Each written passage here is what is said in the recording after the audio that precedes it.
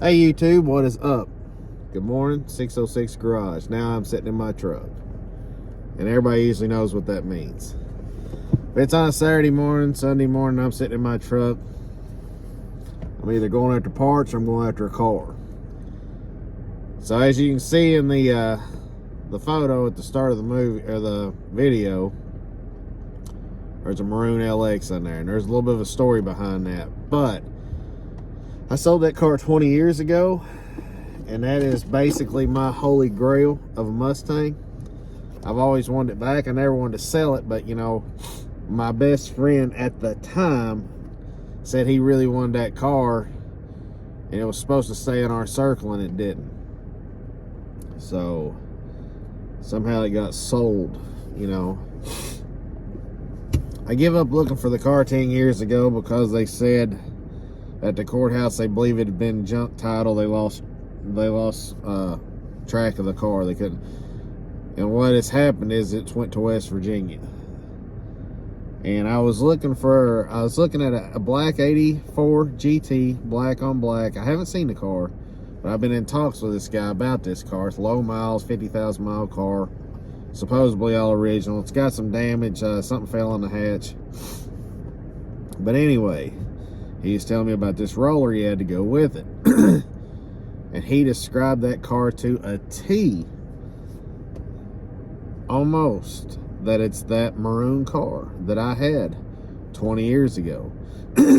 At that point, I've lost all interest in that black 84 GT. And it's a package deal, so obviously I'm going to be forced to buy them both to get that roller. I'm very excited. That car is worth a ton of money to me.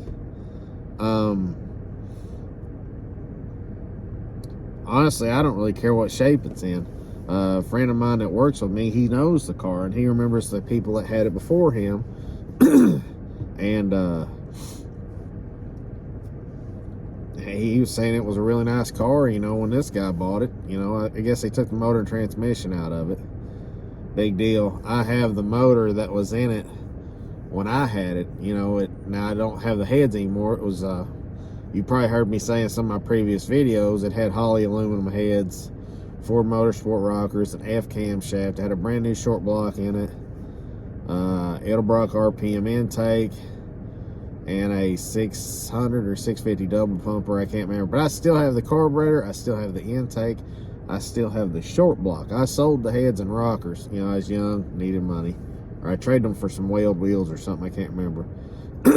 But yeah, so if this is the car, guys, my Mustang hunts are over. I bought so many Mustangs, and I figured it out. You know, I was trying to fill that void. I was always trying to get that feeling that I had when I go buy these cars, and I never could fill that void that car left. And now that I've even think it even still exists, I'm like on cloud 9. I feel like I'm high. So that being said, if this is the car and we get it home, I'm done with the foxbody hunt. I mean, I have what I'm looking for. It's like digging for gold, and the only thing left is rocks. So, you know, once you've got your gold and the only thing you have left is rocks, there ain't no point in digging anymore. So that's where I'm at with that. We're gonna go look at it, and I'm gonna video it. Here's what I'm gonna tell you. I haven't left the house yet. I'm just sitting out there in the driveway. Here's what I can tell you. Car should have a square cut in the spare trunk well, because it originally, I wouldn't say originally, but it had a fuel cell in the back of the car. I took the fuel cell out and put a regular tank back in, but there was a square cut in a spare tire well for the sump to drop down. It had round frame ties on it. You know, those were kind of popular back in the day. They were just a cheaper frame tie.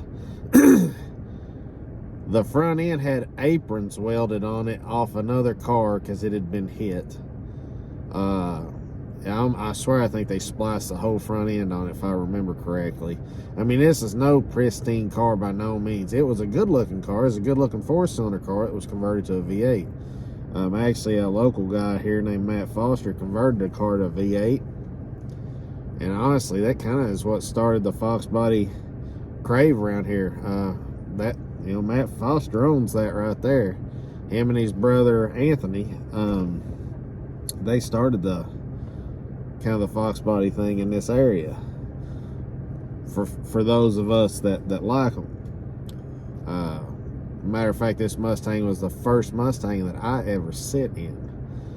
It's sitting up there in Anthony's garage. Matt was putting it together, and it still had the 4-cylinder in it when I sit in it, but it had the wheeled wheels on it, big monster tack, had the Hurst shifter and everything already in it, I think. No, the shifter wasn't in it yet. I'll take that back. But the 4-cylinder was still, because the 4-cylinder, it was originally an automatic car. But I'm super excited about it. I hope it still has the rear end that was in it whenever I had it. It had a 373 gear rear end, had Lakewood lower control arms on it. But my biggest thing is I'll be able to tell when I look in the trunk of this car or the spare tire well. I'll be able to tell when I look underneath the car, and I'll be able to tell when I look up in front of it. Now, I put this car back fuel injection whenever I got rid of it. When it left, when I had the car, had welds on it. Now, I remember when I sold it, it had 10-hole wheels on it. We put 10-hole wheels on it. We put a factory 90 model GT running gear in it. It has Flowmaster exhaust on it. I don't know if it still does, with the stainless tips. But this car, man, and I talked to the guy, and he actually said all the interior was still in it. And this car had a nice interior. Now, I probably don't now, but I'm super excited. I hope this is a car. I don't even care if the interior is decent. We can redo it. But like I said, if that car comes to the house, now I have to buy the 84 GT with it. If I do, so be it. We'll fix it. And depending on the shape of the car, it's supposed to be a 50,000 mile car, garage kept. Depending on the shape of the car, we may or may not keep it. We may fix it and sell it. But needless to say, I'm going to have some cars for sale. That being said, the Capri is not for sale. Cherry Bomb is not for sale. He has his purpose. But I do have a yellow convertible 84 GT that is probably going to go up for sale. I will probably sell the 86 blue coupe that I just bought. I will probably sell the dark blue 86 coupe in the shop that's on the frame rack. I've got a few cars, and I've got an 87 LX hatchback that's going to go up for sale. Now, it's in the other shop up there. Hell of a body on it. I mean, I can't remember. I think I paid $1,100 for that roller, and the interior's not very good in it, but it's just a straight solid car. So that's the plan, and I'm going to take you guys with me. We're going to do a walk around on the car. Now, you've heard the specifics of this car, that it's going to tell me if it's the right car. And, oh, it had a white hood. Now, they don't make this hood anymore, but it has like the Cobra cowl, like the SN95 bottle, but it had the snake eyes close together up towards the back. I think Cincinnati Composites made that hood. I'm pretty sure they went up there and got it. And it was a pin-on hood. It had aluminum blocks. They made some kind of aluminum makeshift apparatus thing that bolted on where the hinges was. And then just had some square aluminum stock coming off that with the pins on it. And that's how the hood pinned on. So we'll look and see if those are still there. But there's some very significant things on this car that I know that nobody would duplicate. And let's just hope and pray this is it. Now, I'd like to get this car home and do a full restoration on it.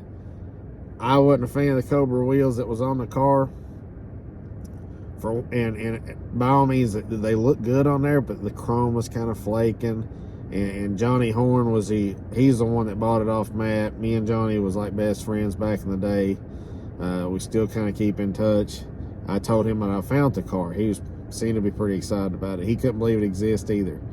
So Johnny's going to come and look at it, I think, when we get it home. And if that's the car. But pretty excited about it. Like, I'm already talking like we're bringing it home, like that's the car. Probably set myself up for disappointment. But I hope it still has that hood on it, which I was not a fan of that hood. I didn't like that hood at all. But if that is if that's a hood that was on it when we had it 20 years ago, it's staying on there. Not even gonna paint it, gonna leave it white. But I will repaint the car. I'll freshen up the interior because that car had a nice interior.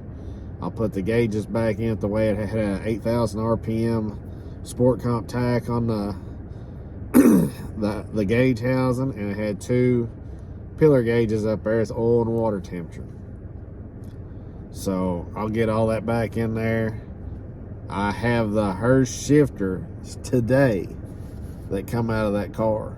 Now, before I sold that car, I put a stock shifter back in it.